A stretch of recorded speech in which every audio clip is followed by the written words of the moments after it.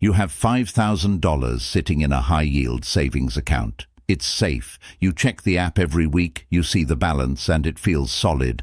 But here's the problem. That money is actually dying. Not slowly, but at a speed. You can't see. You think, because the number isn't going down, you're winning. You aren't.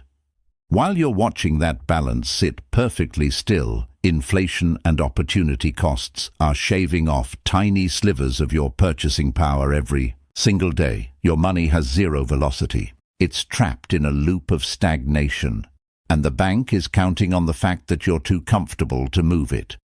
Most people think their bank account is a fortress. In reality, it's a freezer, and your wealth is experiencing massive freezer burn. My name is Walter, and I spend way too much time thinking about the structural engineering of personal finance. Look, if you're someone who feels like you're doing all the right things, saving, avoiding debt, playing by the rules, but you look at your net worth and it feels like you're stuck in a holding pattern, stick around because we're fixing it today. We aren't talking about discipline. We're talking about fixing the plumbing of your financial life so your money finally has the velocity to work for you, not against you. Here's the massive assumption we've all been sold. Keep a large emergency fund in a savings account because liquidity is king. Look, I get it. We've been conditioned to fear the what if. If the car breaks or if the job vanishes, you want that cash sitting there. But this bias toward excessive cash on hand is exactly what the banking infrastructure wants. They want your money sitting in a low-velocity state. They take your cash, lend it out at 8, 12, or 20% to someone else, and pay you a tiny fraction of that return while calling it a privilege. We've been taught that having a massive stagnant pile of cash is financial safety. It's not. It's a massive drag on your compound curve. This isn't a failure of your willpower. You're not bad with money because you want to feel safe. You're just operating inside a system that was architected to keep your capital frozen and idle. Keep your capital frozen and idle. When your money has no velocity, it has no power. It's just potential energy that never converts into work. Let's look at the math, because this is where the safety narrative falls apart. Suppose you keep $28,750 in a traditional savings account earning 0.4% interest.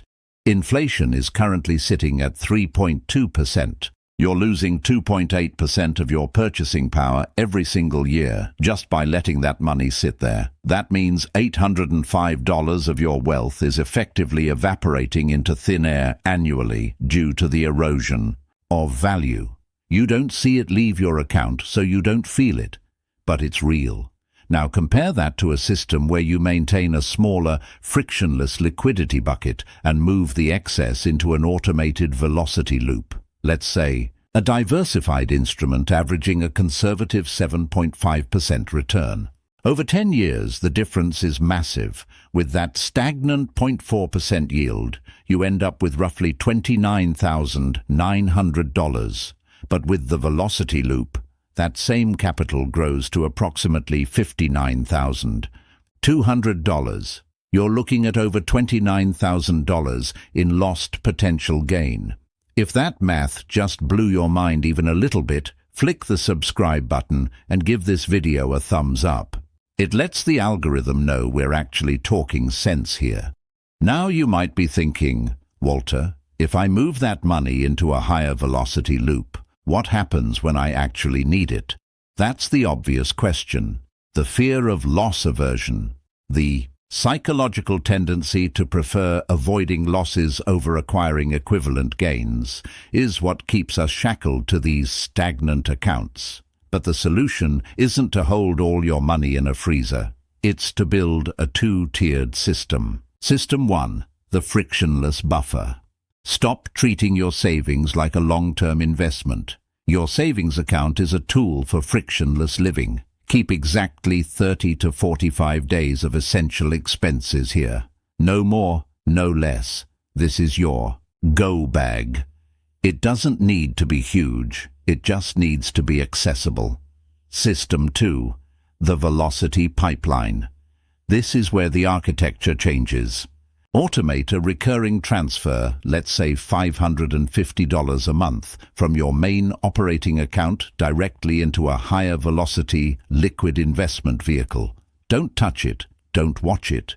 Build a logic gate where any balance in your buffer exceeding that 45-day threshold automatically sweeps into your growth engine. Critics of this approach would likely point out that the market can be volatile. And they're right, but holding 100% of your net worth in cash is also volatile. It's guaranteed to lose to inflation. You're choosing between the risk of fluctuation and the certainty of erosion. I know which one I prefer. The goal isn't to be a day trader. The goal is to set up a system where your money moves through a cycle.